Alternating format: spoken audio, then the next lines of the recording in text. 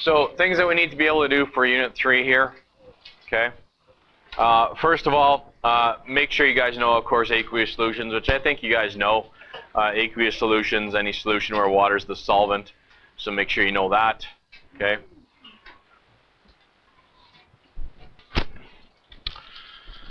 Next, we need to know a little bit about electrolytes, of course. That means that they are conductive solutions.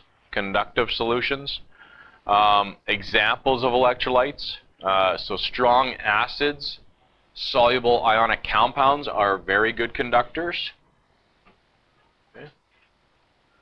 Strong acids, soluble ionic compounds, very good conductors. Then we have some poor conductors, such as weak acids. Weak acids, weak bases are insoluble ionic compounds are poor conductors. Okay, weak acids. Weak bases would fall in that category as well, I guess. Insoluble ionic compounds are poor conductors. And finally, molecular compounds. Molecular compounds do not conduct electrical current. Molecular compounds do not conduct electrical current. Okay. So, I'll let you copy that down for a sec here. Okay. So, if you're given, for example, you know, the question could be something like this here, where you have a solution connected up to a light bulb, okay, or a voltmeter, for example, that measures how much electricity is traveling through this solution. The one that you want to pick, of course, is probably, in most cases, probably going to be the very soluble ionic compound, okay, or if nothing else, probably the ionic one or the strong acid. Those are the ones that are going to conduct electrical current. Those are the ones that are going to turn on the light bulb, for example, okay. So those are the ones you want to look for. Molecular compounds do not conduct electrical current. So if you see like a bunch of non-metals combined together, like carbon, hydrogen, oxygen, okay, don't pick those ones because those are molecular. Molecular do not conduct electrical current. So you're looking for ionic compounds, right? Strong acids. Those are good examples of electrolytes, okay? So just make sure. Okay, we got that copied? Yeah? Okay, it looks like it. This is going to be posted too, so if you miss anything, obviously you can go back. We're just kind of on a time frame here. So definitions, we should know dissociation, for example, goes with ionic compounds and bases. Okay, so dissociation, things like you know, calcium sulfate, for example, probably doesn't break up a whole lot, but that is the process of dissociation. Ionic compounds, bases, sodium hydroxide, barium hydroxide are all examples of dissociation. For separation is the next term we're going to look at. That's molecular compounds, right? We should know these terms by now, okay, I hope. Separation is for molecular compounds. Once again, an example of that might be, let's see,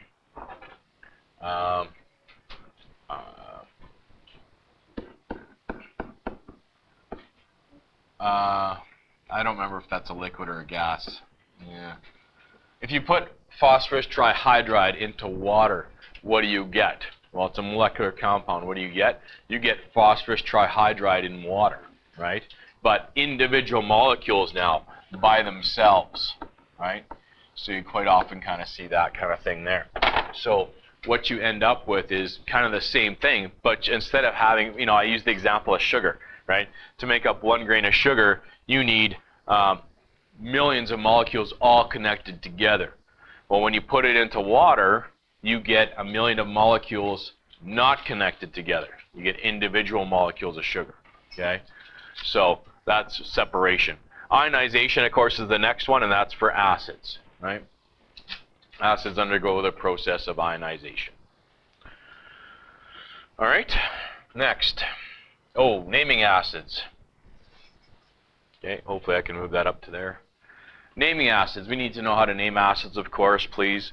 And I gave you 3 examples here, just kind of one on each one. And I got some more practice for you today if you really want to take advantage of that or not. Up to you. if it ends in, for example, aqueous, this is hydrogen nitride, right? You put it into water, becomes aqueous hydrogen nitride. It ends in "ide," so because it ends in "ide," we need to put the hydro in the front and the "ic" at the end. Okay, so it becomes hydronitric acid in this particular case. All right.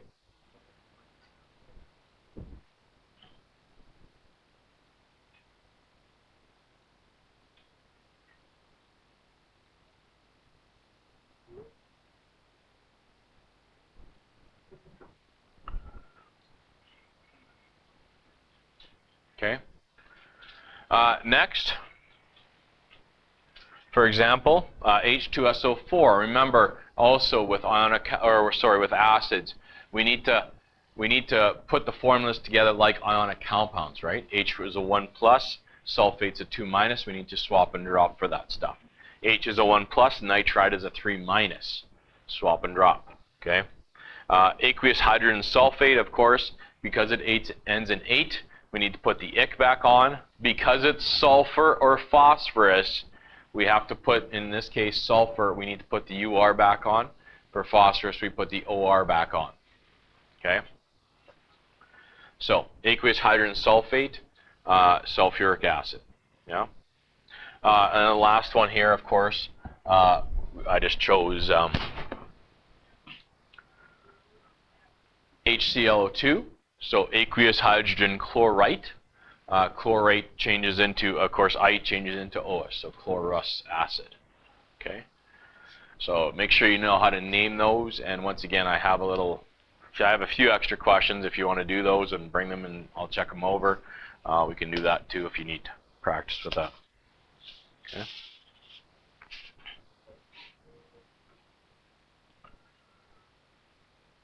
All right.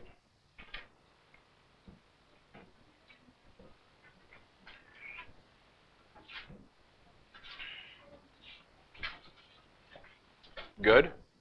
Done? No? Okay.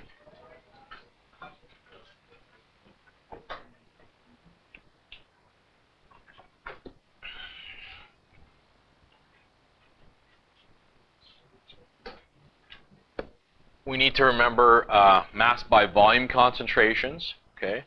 12 ppt, for example, solution means it's 12 grams out of 1,000 milliliters. 12%, for example, 12 grams out of 100 milliliters. And finally, 12 ppm, 12 grams out of a million milliliters. And then an example of that type of question, remember, is when you have something like, hey, we have a 12% solution. How much would you have in 300 milliliters? So we can't forget, cross-multiplying, basically just straightforward comparison, kind of equivalent fraction type of question. So 12 grams out of 100, how many would you have in 300, for example, cross-multiply and solve, okay? Or simply 3 times as much, so 3 times the volume, 3 times the solid, right? Something like that there, okay? So don't forget about the mass by volume questions. When you see percent, ppt, ppm, those are probably good indicators that that's what we need to do there, okay?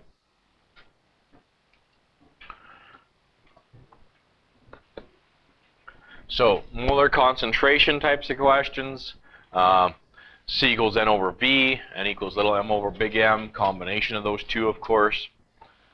In this particular one, I just said, and once again, you can solve for any one of those variables there, of course. But I said determine the volume of 20 grams of sodium hydroxide required to make 5 moles per liter, to make a 5 mole per liter solution. Okay. So once again, if you're looking for the volume, well, how does that formula work out? Well, it's N over C, right? So V equals N over C. Where are we going to get N from? Well, we got 20 grams. Molar mass of sodium hydroxide is 40. Divide the two, you get 0.5 moles. We have the concentration, 0.5 divided by 5 mole per liter. And we get 0.1 liters, of course, in that particular example. Okay? Or 100 milliliters, right? So, yeah. All right. Let me just... Concentration of individual ions, of course. Let's not forget about this. We did this kind of with pH and pOH stuff too, but don't forget we did a whole worksheet on this kind of stuff here. For example, determine the concentration of the nitrate ion. If you take 25 grams of scandium nitrate and you place it into 500 milliliters of water. Okay? So when you put scandium nitrate into water, what's going to happen? It's going to dissociate. You're going to write out a dissociation equation. Okay? One scandium nitrate gives you a scandium ion and nitrate ions. And then, of course, you're going to have to balance it. That was step 1 and 2 when we did these questions. Right? Scandium nitrate gives you scandium ions and nitrate ions. Balance it. Okay? Put the information in the right spot underneath these. All right? 25 grams of scandium nitrate means it has to go here, of course, underneath the scandium nitrate. So right here. Okay? You can use the molar mass to find N. We can move N over. In this particular case, don't forget about these questions. It's a 1 to 3 ratio. So we need to multiply by 3 to get over to there. Okay? So times 3 right here to get over to there. And don't forget, where does the volume go in this question? It goes everywhere, right? We're all doing this in 500 milliliters. So 0.5 liters, 0.5 liters, 0.5 liters. And we can find the concentration there. Okay? I'll just move it back up here a little bit for you so you can see that.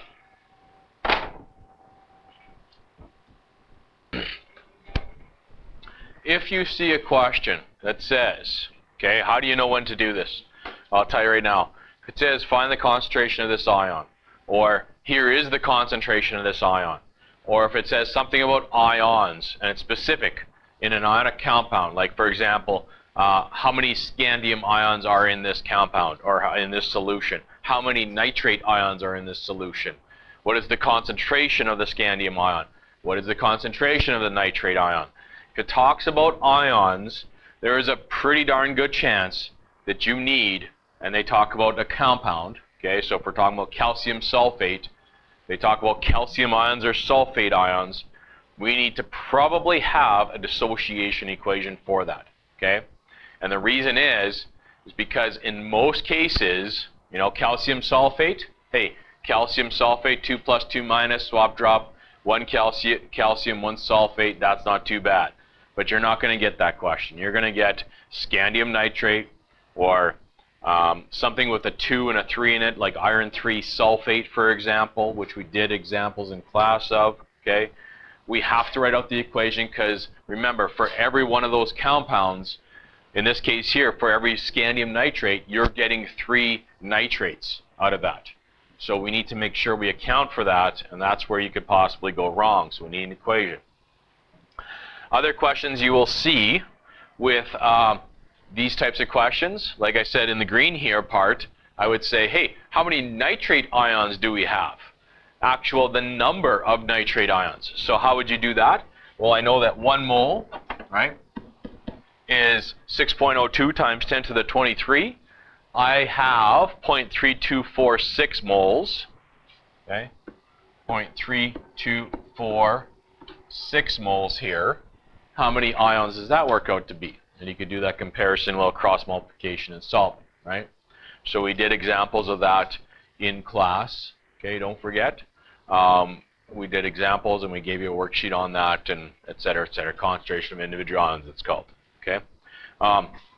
The other option with these questions is I give you this one, right? I give you that, like 7 times 10 to the 22 ions, and then you work backwards, right?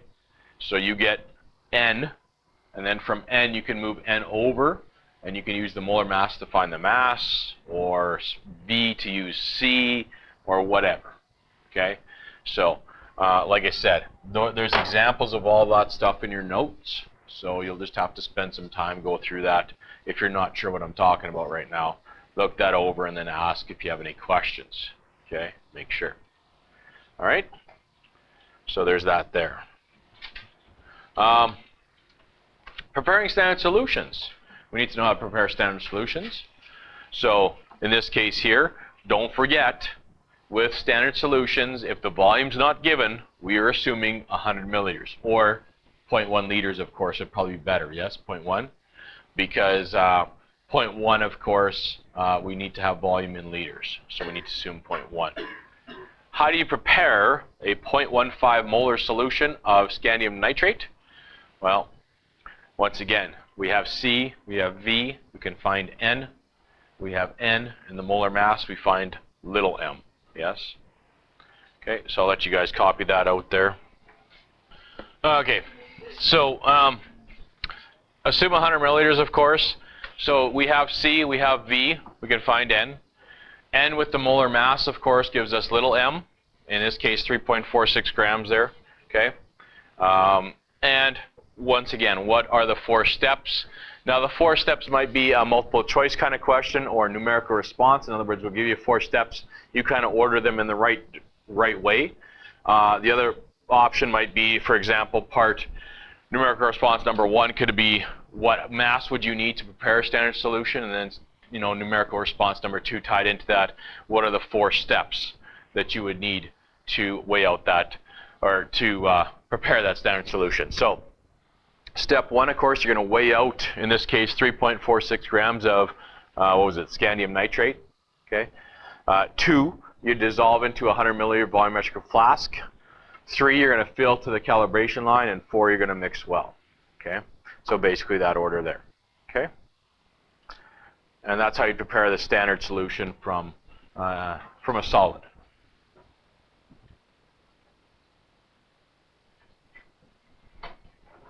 Okay. So weigh out 3.46 grams of the solid, whatever it happens to be, scandium nitrate in this case. Dissolve into a 100 milliliter volumetric flask, because that's what we chose for the volume. Fill to the calibration line, mix well. Okay. 4 steps, which you guys should have somewhere in your notes. I'm pretty sure we did a few questions like that. Alrighty.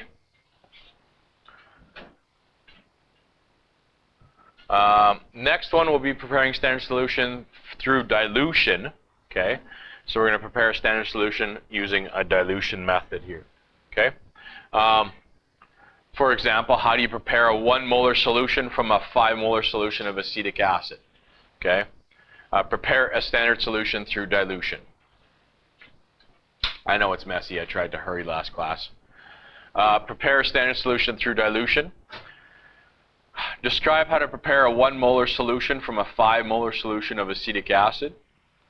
So once again, a few things we have to keep in mind, of course. Dilution, we're going to start with 5 molar. We're going to make it weaker to 1 molar.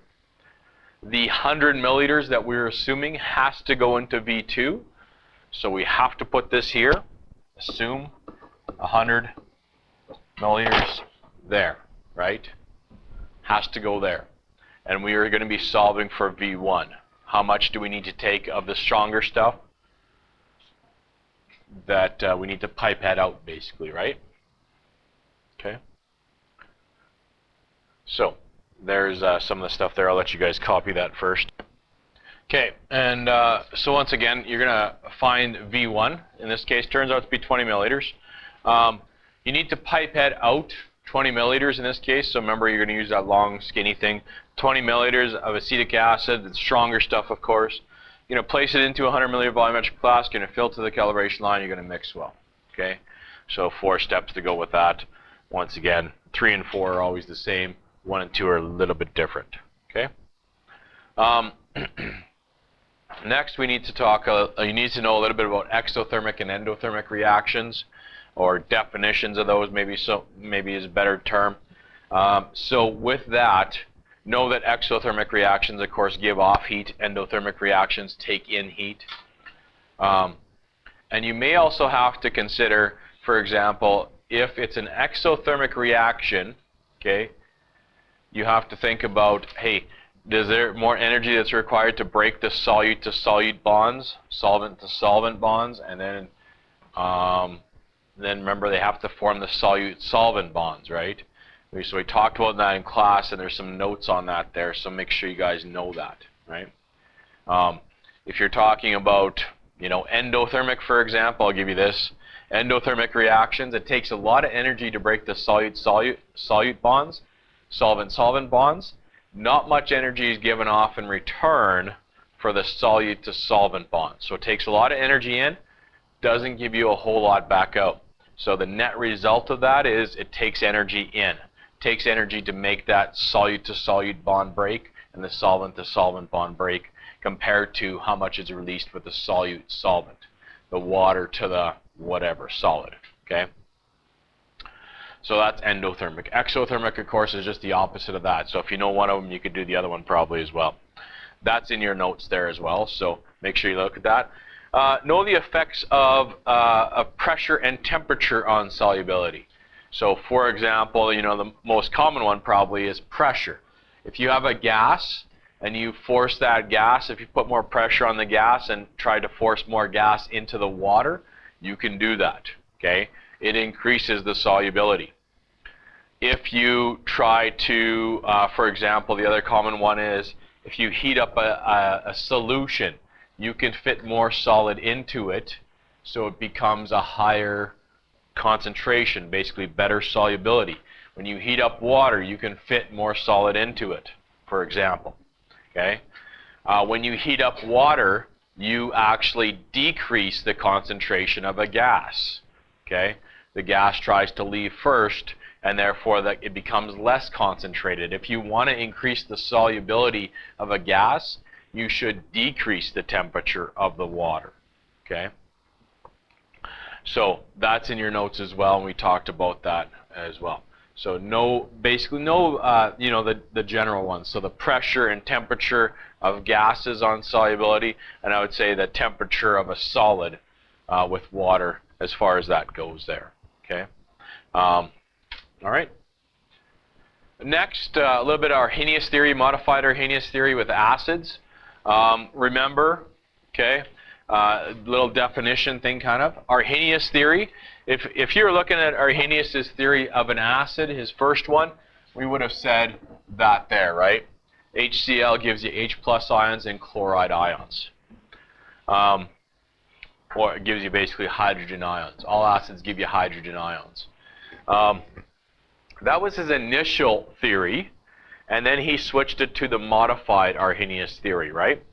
So the modified Arrhenius theory says it actually reacts with water, okay, to produce hydronium and chloride. So you get hydronium ions instead, H plus added onto water.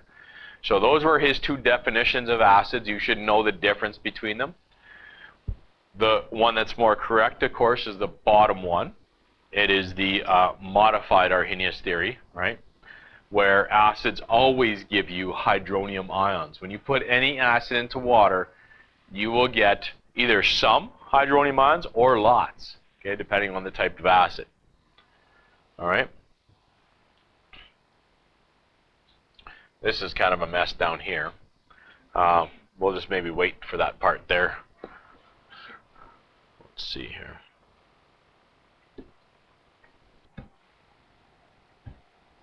As far as bases go, okay, his first definition, let me do this here.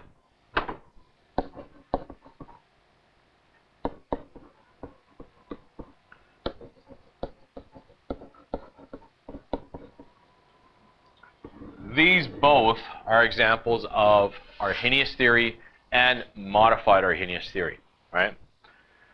Originally, Arrhenius said that if a substance has hydroxide in it, it dissociates to give you hydroxide. Okay? So barium hydroxide, for example, will give you barium ions and 2 hydroxide ions. That was his first definition of Arrhenius theory. The second definition, his modified Arrhenius theory, was exactly the same. That works out fine. Okay? So he didn't change that at all. He said if you had barium hydroxide, it would dissociate into barium ions and 2 hydroxide ions.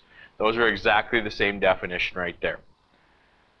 But when we went to the lab, we saw that NH3 is different, right? NH3 turns out to be a base. Well, how does that happen? Because this does not have hydroxide in it. So how did that happen? It had to react with water to give you hydroxide. Okay? So that was his modified definition. It took into account the ones that don't have hydroxide built into that formula. It takes into account those ones. And basically remember, water H plus, OH minus, the H plus added itself onto NH4 plus, and then that leaves us with some hydroxide. Okay? Okay? So that was his modified Arrhenius theory. I usually don't ask you a question about that. I usually ask you about the acids, basically, on that stuff there. So I would definitely know the difference between those two. Hydronium ions is probably the better definition for those two. But remember, his modified definition had to account for NH3 somehow. So he said, how do I do that? I use water as a reactant. Remember, this isn't particularly strong, right? Double arrow, so it goes back and forth. Double arrows mean it's going to be weak acid, weak base. Okay? All right?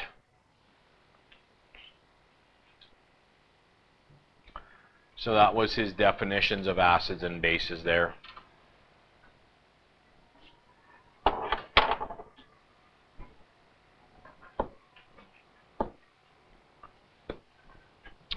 So, which ones are the strong acids? Which ones do we need to worry about, basically? Strong acids, there's a list of 6. Okay? I'll give you a few. They're in your notes there. We wrote down formulas for them. Hydrochloric, perchloric, hydroiodic, hydrobromic, nitric, and I'm missing one, sulfuric. Okay? Is that 6? I think so. So there's a list of them, 6 strong acids for you there. Make sure you look at those. That's lesson 10 or 11. I don't quite remember. It's the very first thing in either 10 or 11. So you'll find it pretty quickly there. Okay. Strong bases. Which ones are the strong bases? They're group 1 and 2. I guess I technically, although I don't usually ask you this anyway, but groups 1 and 2, except beryllium, right? Oxide and hydroxides are the strong bases. Groups 1 and 2, except beryllium, strong oxides and hydroxides are the strong bases. Okay. Once again, everything else is weak. Okay. And that's all we really need to know about that. I know for a fact I'm going to probably list off 6 of the strong acids for you and mix them up with some of the weak ones and ask you which is an example A, B, C, or D of the strong acids. Okay. So you have to know them, obviously. Okay. I'm going to give you a question like this on tomorrow, but today, well, I'm going to give you a little extra practice tomorrow with some review stuff, and I got some review stuff for you today as well. But if you got these ones here, for example, okay, 1 molar HCl, 1 molar sodium hydroxide, 1 molar acetic acid, and 1 molar NH3, okay, could you order those in lowest to highest pH? Would be your question. So if you had to order those, let's say we have a numerical response question, order these 4 compounds lowest to highest pH. In other words, the pH is 0 to 14 basically. How would you do that? Well, some of us right away would say pH. If I wanted to find the pH, I'd take the negative log, yes?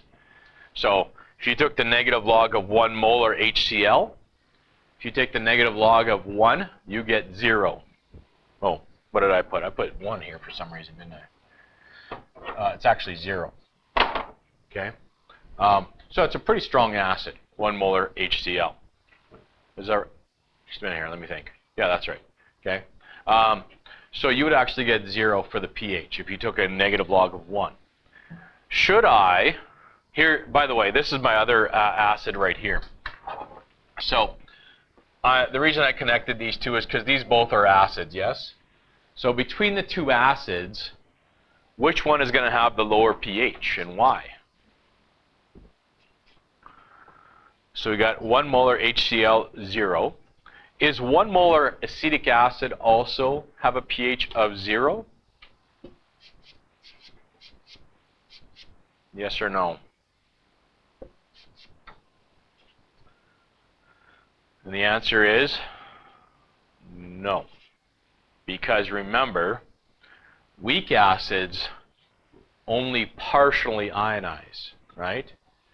So if we had 1 molar HCl, we get 1 molar H3O plus ions, right? 1 to 1 basically. Almost 100%, or you could say 100% ionize. So if we go back to this equation here, for example, if I had 1 molar here, for example, I just use this one, I'd have 1 molar here because it's a strong acid. It completely breaks apart. But do weak acids completely break apart, or do they mostly stay together? Remember, we talked about this. Out of 100, we maybe get 1 that break up, right? So when I look at these two here, are they going to ionize to the same extent? No way. Okay? This one is going to ionize completely. This acetic acid is hardly going to ionize. Okay? Now, if I asked you what's the pH of acetic acid, based on what you know right now, you should say, I don't know. And actually, to be honest with you, I don't know either, because I'd have to look up the ionization, basically constant in the Chem 30 data booklet and figure that out. So you'll do that next year, okay? If I had to guess, I would say if this is 0, I'd say this is probably somewhere around 4, 5, 6, somewhere in there. But I would really know until you get to next year. You'll find out how to do that, okay? But it doesn't break up 100%, okay? It's less than that. So what is the pH there? I don't know. I would assume I know for sure it's less than, it's not as strong as that one, yes? For sure, okay?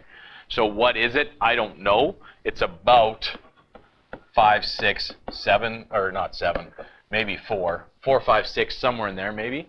Could be 3, I don't know, okay? But it's not 0, I'll tell you that, okay? Because it's a weak acid, not all of it breaks up. So you're not going to get that same pH level, okay? So that's why I put HCl as the lowest pH, because it has a pH of 0. This one would come next. And really, ultimately, guys, you don't have to know the pHs to organize them, or to arrange them in order. You know that HCl is the strongest acid. It has the lowest pH. Acetic acid would come next because it's still an acid. What comes next after that? Probably the weakest base, right? Which one's the weakest base? This one, right? Because it doesn't have, it's not group 1 or 2 oxide or hydroxide, so that's the next weakest base. Probably somewhere 8, 9, 10, maybe 11, okay? And finally, we could do strong base completely breaks up, right? Partially breaks up. So strongest base here, weaker base here. So that's why I put this one next. That would be somewhere in the 8, 9, 10 range. That would be apparently 14. Okay? And you could find out the sodium hydroxide one, yes? Because you know that if you had 1 molar sodium hydroxide, you'd have 1 molar hydroxide. You could take the negative log of that, which would give you the POH, which, by the way, would give you 0 again. But because it's POH, you have to add that to the pH to get 14. So POH is 0, the pH has to be 14, right? Okay?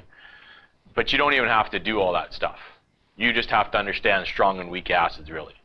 Okay? That's all you really need to do. Okay? So you're going to get a question somewhere similar to that. And I got a few for you tomorrow, like I said. Okay? Next. Just some formulas, of course. pH, POH, right?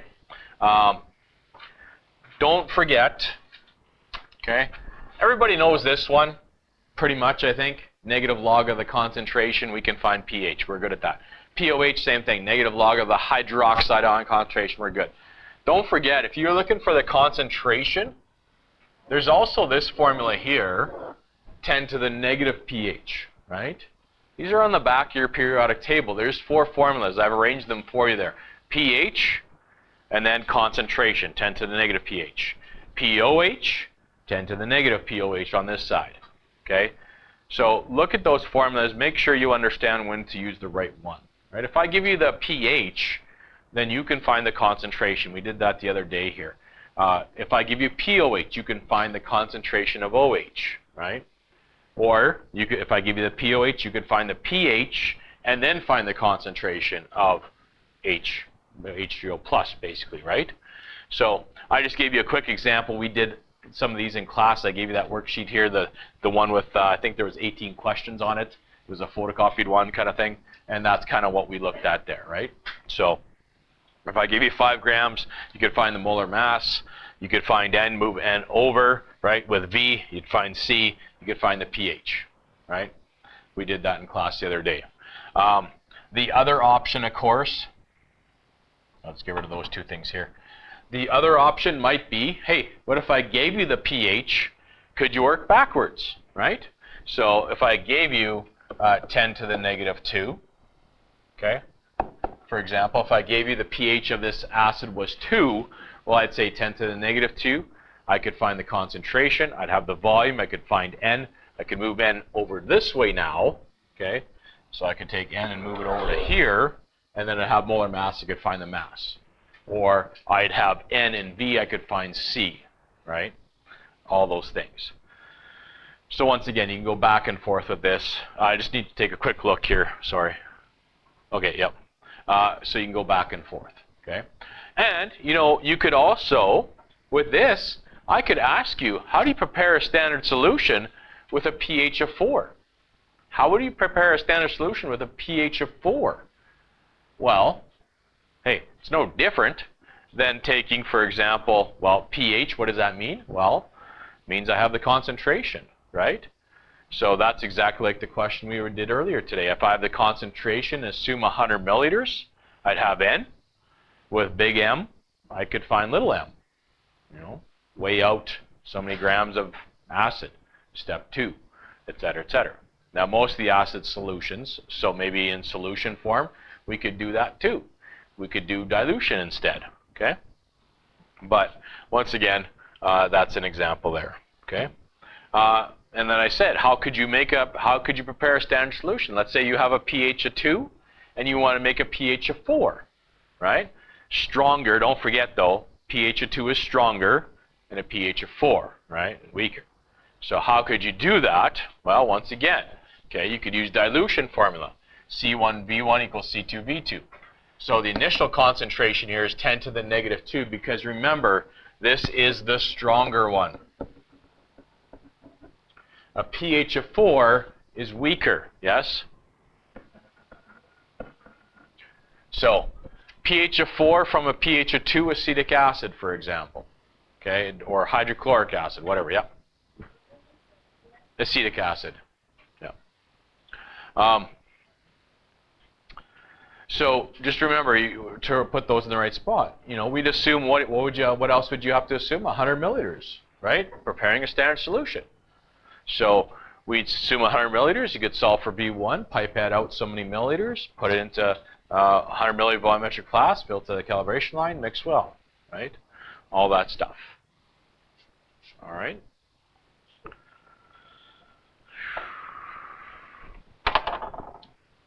Here, when you're asked to find pH, pOH stuff kind of thing, don't forget sodium hydroxide, for example. We could do the same thing with sodium hydroxide, right? We could use, if we're told the pOH, of course, that would go here. Just find the concentration, find V. Well, we'd have V, probably find N. Move N over, molar mass, right? Don't forget the pH plus the pOH adds up to 14 as well. So when you're doing pH types of questions or whatever, it makes more sense to talk about pOH with bases. So we need to adjust that, okay? And then finally, like I said, if you did sodium hydroxide or potassium hydroxide, it's pretty straightforward. It's a 1-to-1. However, don't forget, when we talk about things like calcium hydroxide, barium hydroxide, magnesium hydroxide, remember, it is a 1-to-2 ratio.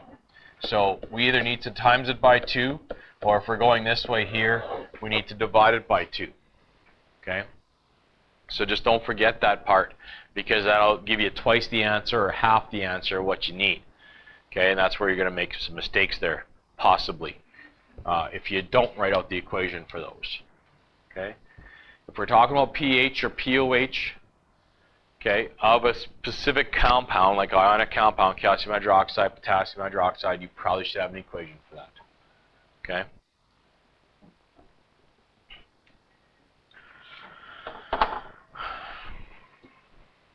You know this here, but just a little bit of reminder about some of the properties of acids and bases. So in this sheet that I just gave you here, the first page, you know, if you just got some spare time this weekend and you want to learn about acids and bases and where they're used, you could read that, okay? So vinegar, soft drinks, lemon juice, etc., examples of acids. Notice that most of the bases, of course, are cleaners, right? Oven cleaner, drain cleaner, okay, glass cleaner. So most of that stuff is, of course, cleaners because it kills living organisms, okay? So a little bit of reading there for you. Second page has some review on naming acids and, well, naming acids, okay? So if you think you need a little more practice, or if you want me to check that over, you could do those questions and I'll check those over for you, okay? Provide formulas, etc., etc. If you want any practice with that acid stuff there's some there for you, okay? On the last page, there is what we call the empirical definitions. Empirical definitions is really kind of a fancy way of saying properties, okay? So you should look at this chart and see, okay, what are some different properties here between acids and bases. So for example, litmus paper, okay? Litmus paper comes in two colors, remember, blue and red. And if you want to keep them straight, okay, this is how I remember it. Bases turn red litmus blue, okay? So I remember it as this: bases, red litmus, blue, or BRB, right? Be right back. BRB. AFK. No, that's away from the keyboard. Wait. BRB. Be right back. Okay. Bases turn red litmus blue.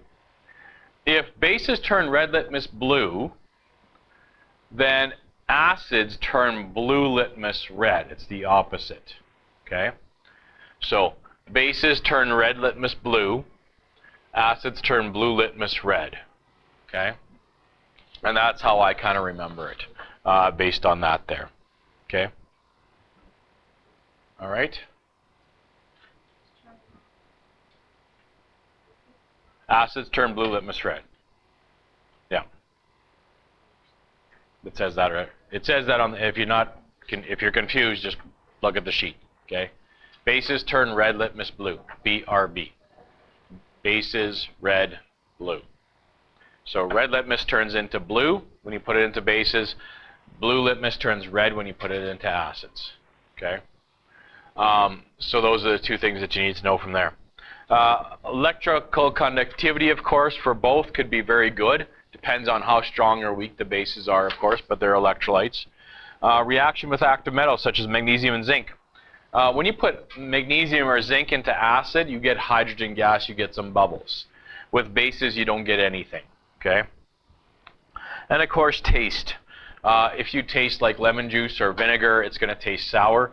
If you taste a base, so like antacid tablets, they usually taste bitter, but now you get flavored ones, so you can't taste them anyway. Okay. And as far as feel goes, acids really feel like water. Basically, you would never know that you had acid on your hands until you feel the burning, but they feel like water. Okay. Bases are really, really slippery. So you'll know when you get a base on your fingers because they're very slippery, okay? So very, very slippery. So just know those and know that chart basically. Those are called empirical definitions, which, you know, ultimately I guess you could say is a fancy way of saying kind of like characteristics or properties of acids and bases, okay? So there's that as well. And I think that's it, okay? That's all. I'm going to take care of a few questions for you. Listen, number one, all they're basically asking you is, and the answers are right there. So you got nothing to do, unfortunately, but there's no way to give you the answers without giving you the answers for these ones, which will make more sense when we get to the math. And I've given you the answers you can see. But nonetheless, hey, what happens when you put a molecular compound into water? You get a molecular compound in water, right? So, like for example, okay, like when you took the sugar one and you put it into water, when you take that 1 grain of sugar, basically is what they're saying, and you put it into water, what do you get? You get 1,000,000 individual molecules of sugar in water. That's why you would see something like this here, okay? Basically, that's the representation of what a molecular compound would look like in water. That's called the separation equation, okay? You don't have to worry about that. I'm just saying that's what happens, right? We talked about that at the beginning. As far as dissociation goes, well, that you should know because I'm going to ask you questions about ions, okay? So you know, with number 2, barium hydroxide, which is an ionic compound. When you put that into water, what do you get? You get barium ions and 2 hydroxide ions, right, in water, right? That's ionic compound, that's dissociation, okay? And if you want one more example, nitric acid. Nitric acid looks like this. They gave you the simple version, and that's fine, okay? This would be Arrhenius's first theory of acids, and that's fine, okay? Ultimately, that's probably not as good a representation as reacting with water, but that's fine. That is an ionization equation, okay? So that's the difference there, and that's number 1. And if you're unhappy about that, well, like I said, if you take CCl4, which is apparently a liquid, okay, and you put that into water, that's a molecular compound. What do you get? You get CCl4 in water, right? You get individual molecules of CCl4, right? So that's all you need to worry about there. 2, 3, and 4 you can skip. Just cross them out, okay? I'm not even going to ask you select a precipitation. I told you, I kind of skipped over that for review anyway, so we're going to skip 2, 3, 4. Okay, skip 2, 3, 4. Once you get to 5, those are legit questions that you should be able to do. Okay, if you want. Yeah, I know. I just threw out legit, yes. But those are legitimate questions that you need to be able to do from 5 on. Okay, turn over to the back page real quick. There is a few problems here. 13. 13, I screwed up here. This is from a long time ago here, but I should have been paying more attention.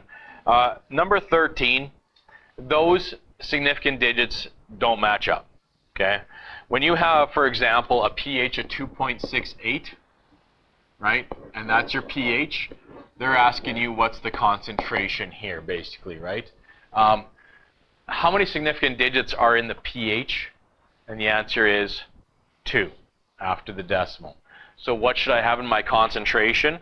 Well, I should have 2, right? So now I'd have to look at the number exactly. I don't know if it's 2.089 or what the actual number is. Let me just do it real quick here. So 10 to the negative 2.68, right, is what I do there. And it's, yeah, it's 2.089 times 10 to the negative 3, I think. Yeah. And then if you want to round this to 2 significant digits, okay, I guess we need to look at 2.1 times 10 to the negative 3. Those 2 there match up with those 2 there, yes? So I'm going to tell you, as far as significant digits go, all those answers are probably going to be wrong, okay? As far as the actual number goes, they're fine, okay? So you still will get those numbers, it's just that the rounding's not quite right on them, yes? Okay? So if that is a big deal for you, whatever, okay? You could probably even skip that 13 if you wanted to, because there's other questions that would do that for you, if you're not happy about that, okay? The only other thing I'd say is 14 and 15 are fine. They talk about hydrogen ions, and there's nothing wrong with that, okay? There's nothing wrong with hydrogen ions, but I'm going to say, you know, if we're talking about hydrogen ions, you should also know, of course, that we could talk about H3O plus ions as well, yes? Really the same thing, right? Depending on what definition of Arrhenius we're going to go with, yes? So if it said hydronium ions instead, is that a big deal? And the answer is no, but just so you know, okay? So it does talk about hydrogen ions, or you could also say hydronium ions, same thing, right? So with 15 and 14, 15, okay, and actually, sorry, not 14, but 15, 16, I guess, are the 2 here. 15 and 16 are the 2 that I was looking at there, okay? But other than that, I think it's pretty straightforward. So I'll let you guys work on those. I know you don't have a lot of time left here, but you guys can work on those.